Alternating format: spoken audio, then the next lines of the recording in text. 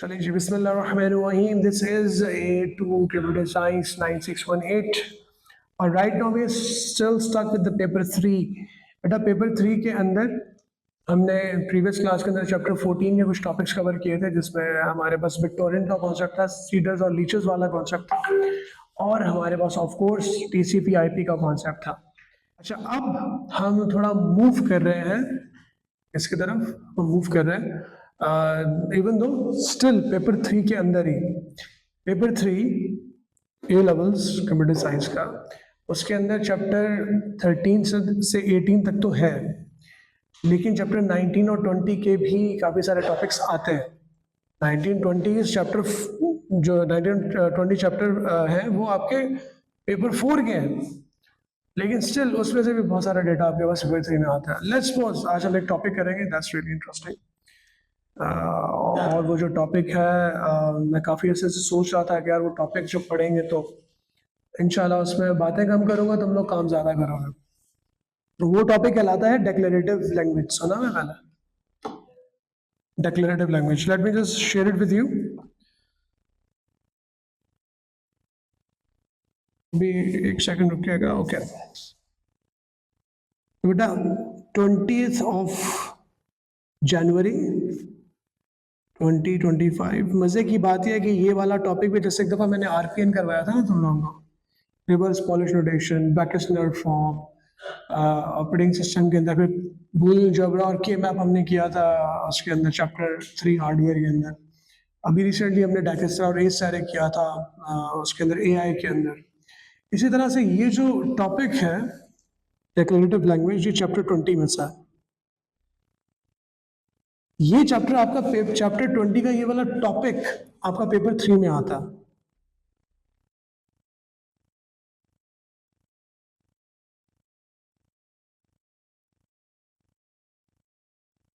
ठीक है,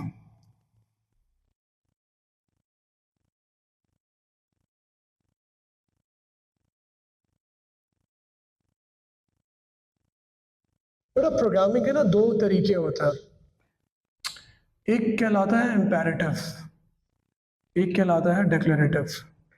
सही है? इम्पेरेटिव आप लोग ऑलरेडी यूज टू हो, जो मेरे साथ आप थर्सडे वाली क्लास में पढ़ते हो। ठीक है, फॉर एग्जांपल आप फॉर का लूप लगाते हो, इफ लिखते हो, आप केस स्टेटमेंट्स वगैरह लिखते हो। आप अपने प्रोग्राम को खोल के देखोगे तो आपको लाइन बाय लाइन पूरा कोड नजर आएगा, हर एक स्टेप के ऊपर कुछ ना कुछ आप कर रहे होते हो, कोई डायरेक्ट अप्रोच नहीं होती। सही है, उसको हम कहते हैं इम्पेरेटिव अप्रोच। अब अपनी प्रोग्रामिंग की तरफ फोकस ना करें, रादर देन आपका सारा फोकस हो गोल की तरफ। आपके पास बने बनाए टूल्स हो, आप उनको वैल्यूज दें, आपको रिजल्ट जनरेट करके देते हैं, आपका सारा ध्यान रिजल्ट की तरफ हो, रिजल्ट ओरिएंटेड, उसको हम कहते हैं डेक्लेरेटिव लैंग्वेज। इसका वो एक मैं मजाकन बात कहा करता हूँ कि भाई एक लड़की ने किसी को प्रपोज करना था, किसी लड़की को, तो वो, हाँ, एक लड़का लड़की को प्रपोज कर रहा है, तो उसने क्या किया पहले कि बड़ी उसने बोला कि देखो मौसम कितना अच्छा हो रहा है, और आज बादल देखो किस तरह से दिख रहे हैं, और आज की हवा भी जो है वो भी सोनी सोनी है, वगैरह वगैरह। अब ही is not directly coming to the point, is trying to give all the feels कि यार आई लाइक यू। ठीक है, तो इसको हम कहते हैं इम्पेरेटिव है। पूरा तरीके से वो पहले बातचीत करेगा, फिर बड़े तरीके से जरा अपने दोस्तों दोस्तों को भी बोलेगा, तो लड़की को पता चलना शुरू हो जाएगा कि दिस गाय लाइक्स मी। ठीक है, अनदर देन दैट, ठीक है, मेरे जैसा गंवार किस्म का बंदा वो जब डायरेक्ट जाएगा, फूल हाथ में पकड़ेगा और फौरन घुटना नीचे रख के बैठ जाएगा कि do you want to marry me. सही है, इसको हम कहते हैं डेक्लेरेटिव। उसने डायरेक्ट अप्रोच यूज की। तो प्रोग्रामिंग के अंदर भी हम इस तरह से कुछ चीज़ों को देखेंगे। अभी जब इस प्रोग्रामिंग लैंग्वेज को देखेंगे तो हमें वो डेक्लेरेटिव अप्रोच इसमें नजर आएगी। चलो बेटा, मैं अब इस फन थ्योरी के बाद आप लोगों को ज़्यादा बोर नहीं करूँगा। इसकी थ्योरी है, आप लोगों के साथ डिस्कस कर लूँगा। मैं आपको पहले अपनी वेबसाइट पे ले जाता हूँ।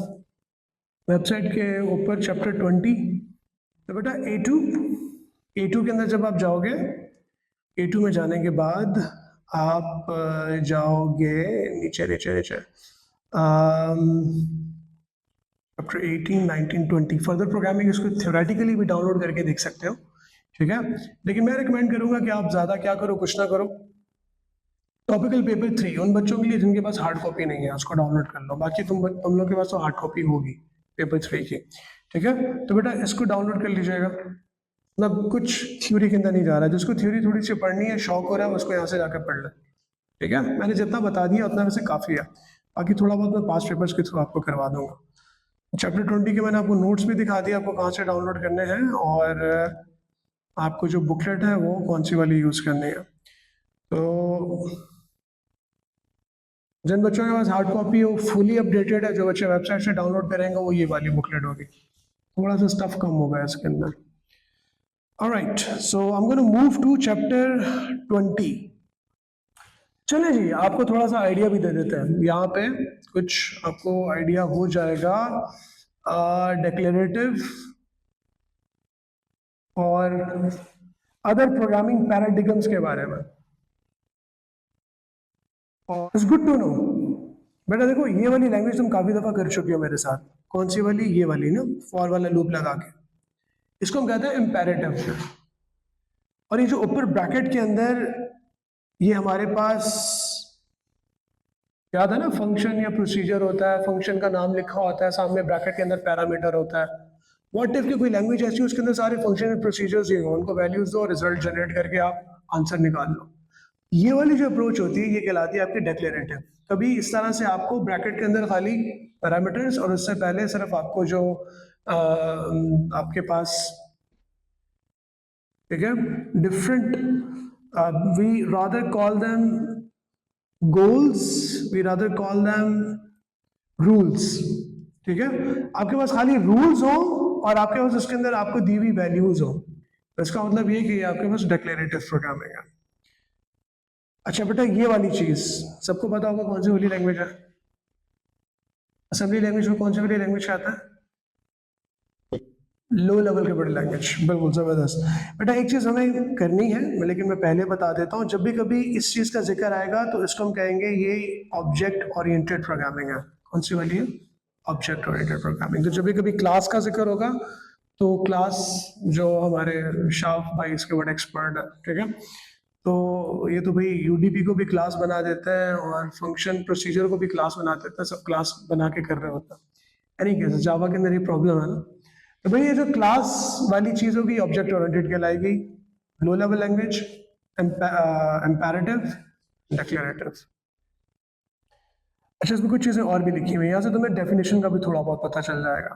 ठीक है, program using the instruction set of a processor, पता नहीं, बाद में देखते हैं। Programs based on events such as user action और सेंसर आउटपुट, ये कौन सी वाली लैंग्वेज यूज करेंगे? पता नहीं, बाद में देखते हैं। Program using the concepts of class, inheritance, encapsulation and polymorphism. बेटा ये चीज कहलाती है आपकी ऑब्जेक्ट ओरिएंटेड। ठीक है, ये बेटा मैं जानबूझ के तरीका बता रहा हूँ, इस ऊपर वाला भी बता सकता था कि आपको जो ज्यादा रिलेटेबल चीज लगे, आपने पहले उसको इस तरह की क्वेश्चन में पहले एरो बना के फाइनलाइज कर लेना। बाद में जो स्लाइटली क्रॉस्ड कंफ्यूजिंग है उसका जिक्र करेंगे। Program with the explicit sequence of command, बेटा सीक्वेंस ऑफ कमांड डिटेल के साथ, ये चीज कहलाती है आपकी इंपेरेटिव। ठीक है, with or without procedural calls, program that specify the desired result rather than how to get it, बेटा ये चीज कहलाती है आपकी डिक्लेरेटिव लैंग्वेज। रिजल्ट चाहिए उसको, किस तरह से मिले, उसके अंदर प्रोग्रामिंग क्या चल रही है उसको, उससे कोई मतलब नहीं है। ठीक है, चलिए बेटा लो लेवल की क्या बनेगी? The program using the instruction set of the processor. बेटा जो इंस्ट्रक्शन सेट होता है ना, वो आपका लो लेवल लैंग्वेज होता है। ठीक है, क्लियर हो रहा है? डिजायर्ड रिजल्ट की तरफ जाना है, हमें नहीं पता कि पीछे क्या हो रहा है, वो आपका डिक्लेरेटिव हो गया। इंट्रिंसिक एक्सप्लिसिट डिटेल्स, सीक्वेंसिंग, ठीक है, सीक्वेंस बना हुआ है आपके साथ, कीवर्ड कोई भी यूज कर ले, इंपेरेटिव हो गया। और अगर आपके पास ये चीज़ें, मैं सारी एक एक करके पढ़ाऊंगा। इनकैप्सुलेशन क्या होती है, पॉलीमॉर्फिज्म क्या होता है, इनहेरिटेंस, सुपर क्लास, सब क्लास वाला कॉन्सेप्ट, ये सारी चीज़ें आपकी आती हैं ऑब्जेक्ट ओरिएंटेड के अंदर। चलें जी, आगे चलते हैं बेटा। आज का हमारा टॉपिक था डिक्लेरेटिव लैंग्वेज। चले जी, सबसे पहले मुझे आपको ये बताना है कि ये है क्या चीज। बेटा कुछ हमारे पास ना फैक्ट्स ऑलरेडी डिफाइंड है, फैक्ट्स ऑलरेडी आपके पास बने हुए हैं। अब आप फैक्ट को पढ़ोगे कैसे? टाइप, लेपर्ड एक वाइल्ड टाइप की कैट है। फिजिकली देखो ये facts about the cat side किया है उसने, सही है ना? लेपर्ड जो है वो एक वाइल्ड कैट है, लायन एक वाइल्ड कैट है। लायन मतलब बिल्ली शेर की खाला वाली बात, सही है। उसके बाद चीता जो है वो भी एक वाइल्ड कैट है, कैट फैमिली है ना ये सारी, ठीक है। अलबत्ता जो सवाना है वो हाइब्रिड है, हाइब्रिड गाड़ी वाला सीन नहीं है, ठीक है। ये हाइब्रिड का मतलब ये है कि जंगली भी है और ये थोड़ी सी इंसानों में भी घुल मिल जाती है। खैर हमारे यहाँ तो पाकिस्तान में शेर को भी लोग, खैर वो एक कराची में सीन हो गया था ना, वो घुला मुला वो था तो वाइल्ड, उसने अपनी वाइल्डरनेस दिखा दी, निकल गया बाहर, सुना बंदे बंदे को भी चबाया था उसने किसी ने, खैर। तो पर्शियन जो है वो प्योरली डोमेस्टिक है, वो डोमेस्टिकेटेड है, डोमेस्टिक है। अगर पर्शियन को आप वाइल्ड लाइफ में छोड़कर आ जाएंगे तो उसको खा पी जाएंगे बाकी सारे जानवर, सही है। It can never be wild, it's like domesticated. अच्छा बेटा ये सारे रूल्स उसने बता दिए, नीचे और रूल्स बताए, लेपर्ड के मीडियम होंगे, लायन के हेयर शॉर्ट होंगे, सो एंड सो, पर्शियन के लॉन्ग होंगे। स्पॉट्स, लेपर्ड के ऊपर स्पॉट्स होते हैं, लायन पे स्पॉट्स नहीं होते हैं उसकी स्किन के ऊपर, चीता पे सवाना पे होते हैं, पर्शियन पे नहीं होते, ठीक है। तो वैसे सवाना जो है वो बड़ी कूल किस्म की कैट है, आप उसको घर पे भी पाल सकते हो, धारीदार, थोड़ी चीते वाली फील आती है, छोटा सा चीते जैसा मुंह होता है उसका, बाल भी अच्छे होते हैं उसके, खैर। एनीहो, these clauses have the following meanings: the leopard is a type of a wild cat, lion has short hair, savanna has spots। तो बेटा इन आप फैक्ट्स को देखकर इस तरह से बात भी कर सकते हो, ठीक है। क्लॉज उसके मीनिंग, आफ्टर नोइंग दिस असल गेम यहाँ से शुरू होती है। इसको हम यहाँ पे कुछ इस तरह से कर लेते हैं, इसको रखते हैं हम यहाँ पे यूँ, और इसको हम यहाँ पे रख लेते हैं यूँ। मेरे ख्याल में तुम लोगों को नज़र कुछ ना कुछ तो आ रहा होगा, आ रहा है ना? अच्छा, कह रहा जी more facts are to be included, कुछ और फैक्ट्स हमें ऐड करने हैं अपने डेटाबेस के अंदर। Caracal is a wild cat with the short hair, तो कैसे ऐड करोगे? आप लिखोगे टाइप, तो जिस तरह से बेटा यहाँ पे फैक्ट्स लिखे हुए बिल्कुल उसी तरह से लिखोगे, आप लिखोगे टाइप, ठीक है, और ब्रैकेट स्टार्ट, क्या नाम है बिल्ली का? कैरेकल।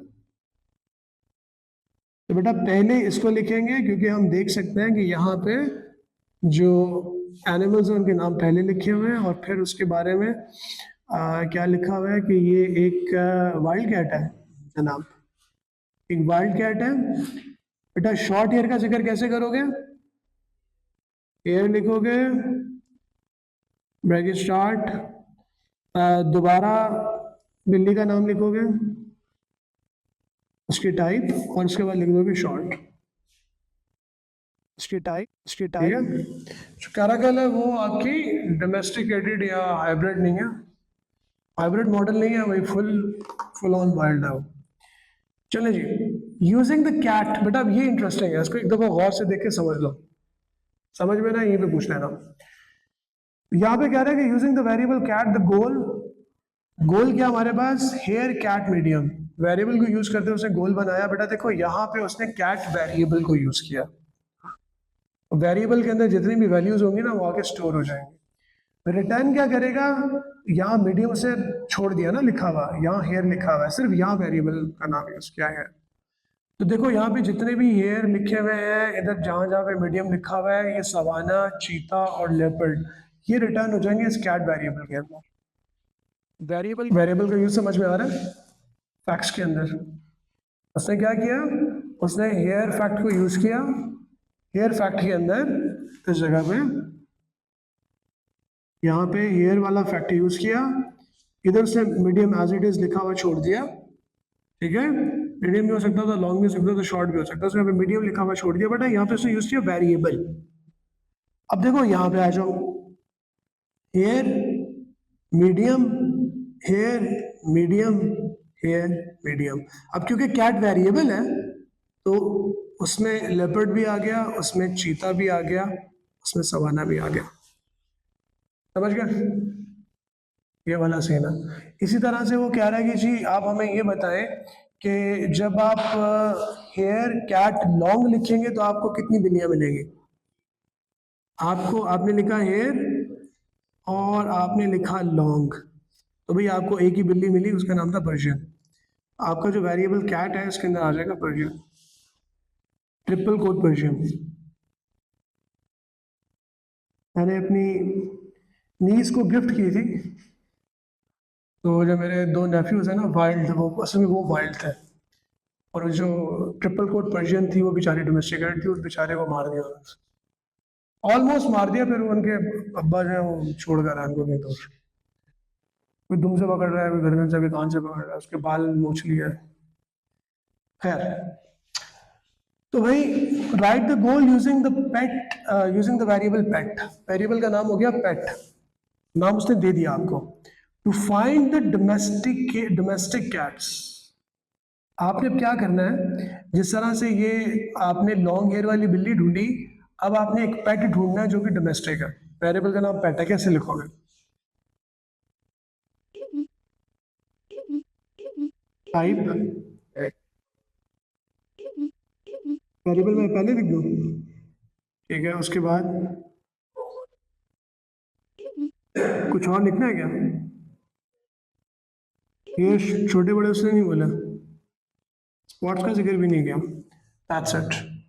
ठीक है, तो बेटा इससे क्या होगा कि इस पेट के अंदर जितनी भी जो डोमेस्टिक हो सकती हैं, आई थिंक पर्शियन भी आ जाएगी और सवाना भी आनी चाहिए वैसे मेरे ख्याल में, लेकिन उस टाइम से सिर्फ to find all the domestic cats का बोला, तो हम हाइब्रिड का जिक्र नहीं करेंगे यहाँ पर।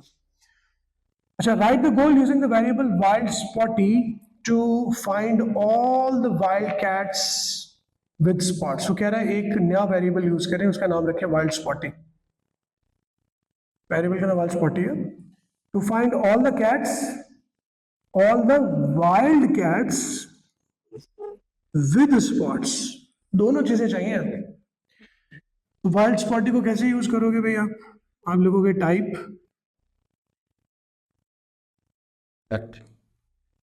वाइल्ड स्पॉटी, लिखो ना वेरिएबल वाइल्ड स्पॉटी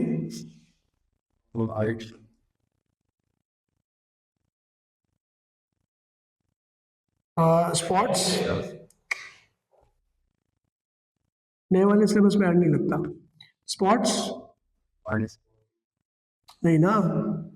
हाँ, दोबारा वाइल्ड स्पॉटी बिल्कुल,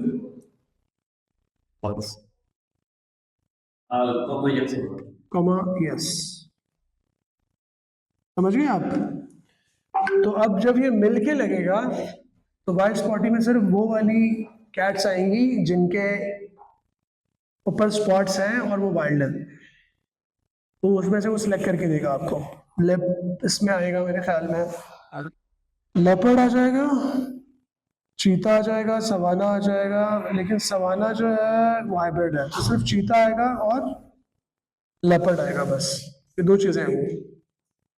सही है? सही है ना? रिकॉर्डिंग हो रही है ना? गुड, चले।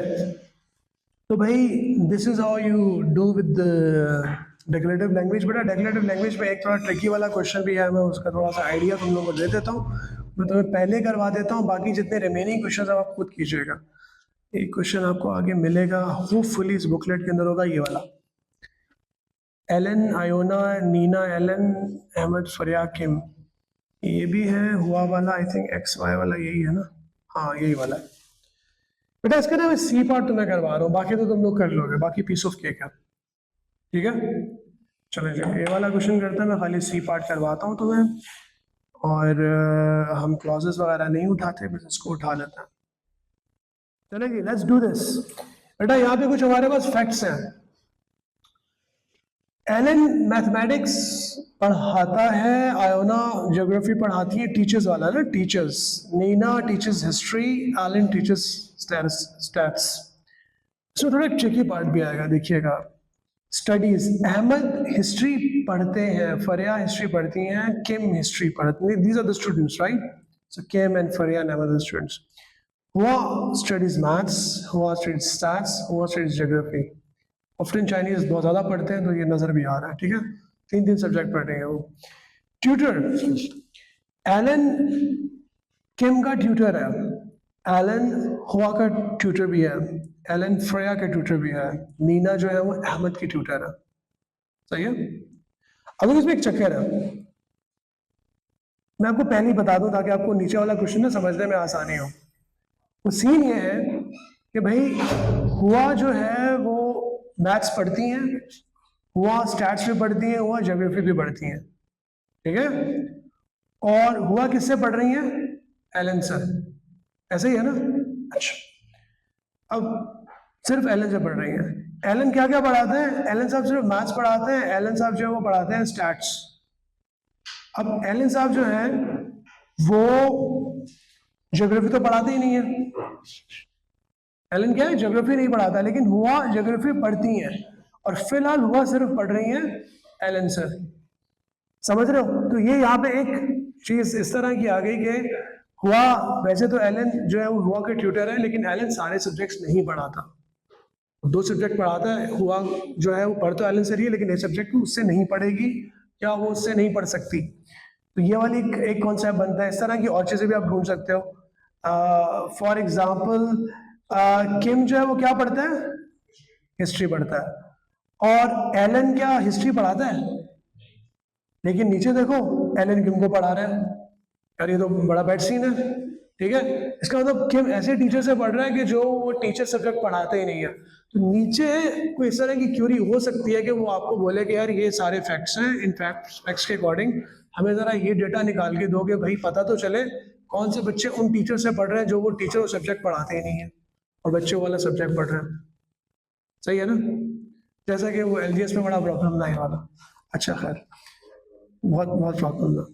Right the goal using the variable X को वेरिएबल के तौर पे यूज करना है, to find all the students who have a tutor that teaches them. For example, who has Alan for a tutor and is also taught mathematics by Alan. कहना चाह रहा है कि आप उन बच्चों को रिटर्न करें। भाई क्वेश्चन मेरे बच्चों को समझ में नहीं आया था जब कभी आया था। आप उन स्टूडेंट्स को सर्च करें कि जो वो सब्जेक्ट पढ़ते हों, और जो वो सब्जेक्ट पढ़ रहे हैं उनको जो ट्यूटर पढ़ा रहा है वो ट्यूटर इनको सब्जेक्ट पढ़ाते हो, जो ट्यूटर है वो सब्जेक्ट पढ़ाता भी हो। आपने सिर्फ वो बच्चे रिटर्न करना है ताकि वो बच्चे आइसोलेट हो जाए जो कि रिस्पेक्टिव उससे नहीं पढ़ रहे। खैर बहरहाल उससे सिर्फ इतना कहा है कि हमें वो स्टूडेंट्स रिटर्न करें जो सब्जेक्ट पढ़ रहे हैं, और जिन ट्यूटर से पढ़ रहे हैं वो ट्यूटर इनको सब्जेक्ट पढ़ाते भी हो। ट्यूटर्स वो वाला सब्जेक्ट पढ़ाते भी हो। मैं दोबारा बता देता हूँ। हुआ कि उससे एग्जाम्पल देंगे। हुआ एलन से पढ़ रही है ना। हुआ जो है वो मैथ्स पढ़ती है। एलन मैथ्स पढ़ाता है, तो ये रिटर्न होनी चाहिए। किम जो है वो हिस्ट्री पढ़ता है, किम को एलन पढ़ा रहे हैं, लेकिन एलन जो वो हिस्ट्री पढ़ाते ही नहीं है, तो ये वाला बच्चा रिटर्न नहीं होना चाहिए। समझ गया? अच्छा बेटा, अब इसके लिए ना रूल्स कैसे बनाओगे आप? इसके लिए जो मैंने एक स्ट्रैटेजी अप्लाई की है वो बेटा आप अपने इसी तरह के क्वेश्चंस पे यूज कर लीजिएगा। उससे वेरिएबल एक्स का यूज किया। फिलहाल हम वेरिएबल एक्स का यूज नहीं करते। हम इस तरह से करते हैं, हम ये करते हैं कि किम को लिखते हैं टीचर्स। बेटा मैं यहाँ पे लिख रहा हूँ रूल, आप नीचे लिख लीजिएगा। किम को टीचर्स, थोड़ा यहाँ से करके शुरू कर देते हैं, थोड़ा छोटा करके लिखता हूँ ताकि पूरा आ जाओ। किम को टीचर्स। बेटा एलन कौन है? ट्यूटर है ना, या टीचर है? टीचर लिख देता है। किम को यार ट्यूटर के नाम से ऑलरेडी वो बना हुआ है ना नीचे, तो उससे कंफ्यूजन क्रिएट हो सकती है। हमने वेरिएबल का नाम टीचर रख दिया। नहीं अभी नहीं लिख रहे ना, फिर एक्स को समझना मुश्किल हो जाएगा। टीचर और मैथमेटिक्स को लिख देते हैं सब्जेक्ट। किम को सही है भाई। टीचर सब्जेक्ट, ठीक हो गया। अच्छा बेटा स्टडीज, स्टडीज के अंदर हम क्या लिख देते हैं? स्टूडेंट आ गया पहले, कॉमा क्या आ गया? सब्जेक्ट। सब्जेक्ट कॉमन हो गया ना, और लास्ट में क्या आएगा बेटा, ट्यूटर्स। ट्यूटर्स के अंदर पहले कौन आ रहा है, टीचर आ रहा है ना, टीचर कॉमा स्टूडेंट। बेटा अब जब ये रूल अप्लाई होगा इन तीनों वेरिएबल के साथ, तो ये उन स्टूडेंट्स को रिटर्न कर देगा जो स्टूडेंट अपने रिस्पेक्टिव टीचर से पढ़ रहे हैं। लेकिन अभी आपको यहाँ पे चेंज क्या करना पड़ेगा, क्योंकि उसने बोला था कि मुझे एक्स एक्स चाहिए, तो एक्स यहाँ पे किसकी जगह पे लिखोगे। मैं क्वेश्चन दोबारा पढ़ा देता हूँ आपको। एक्स में उसको क्या चाहिए था, use the variable X to find all the students. अब मुझे बताओ बाकी सब कुछ वैसे का वैसे लिखा रहने दो। यहाँ किसी एक वेरिएबल को हमने एक्स से रिप्लेस करना है, किसको करोगे, स्टूडेंट को कर दोगे। तो इस स्टूडेंट की जगह पे आप क्या लिखो, एक्स लिख दो। बेटा आपका प्रोग्राम बन गया। अब ये सिर्फ उन स्टूडेंट्स को रिटर्न करेगा जो सब्जेक्ट वो पढ़ रहे हैं और उनके ट्यूटर्स भी उनको वही सब्जेक्ट पढ़ा रहे हैं। ठीक है, तो आपको यहाँ पे तीन वेरिएबल्स खुद से सपोज करके लिखने पड़े। इसी वजह से इसके यहाँ पे इस डेक्लेरेटिव लैंग्वेज के अंदर इसके पार्ट के 4 मार्क्स। बाकी जो इसका पार्ट है डेक्लेरेटिव का, वो तो बड़ा पीस ऑफ केक है, वो तुम बड़े आराम से कर लोगे हंसते खेलते हुए। ये वाले 1 2 3 नंबर तो आराम से ले लोगे। सही है, तो बेटा डेक्लेरेटिव है ना, इससे ऊपर की कोई चीज नहीं आती। ये जो केम हुआ वाला क्वेश्चन है, इससे ऊपर की कोई चीज नहीं आएगी। इसके अंदर और क्वेश्चंस भी हैं आपके पास, क्योंकि लेटेस्ट वाली बुकलेट है, उसके अंदर और क्वेश्चंस भी होंगे डेक्लेरेटिव्स का, चेक कीजिएगा। तो बेटा इन क्वेश्चंस को प्रैक्टिस कीजिएगा। अभी तक बेटा डेक्लेरेटिव्स के अंदर कोई क्वेश्चन है, कोई क्यूरी है तो मुझसे पूछो बॉयज। बेटा ऑल गुड।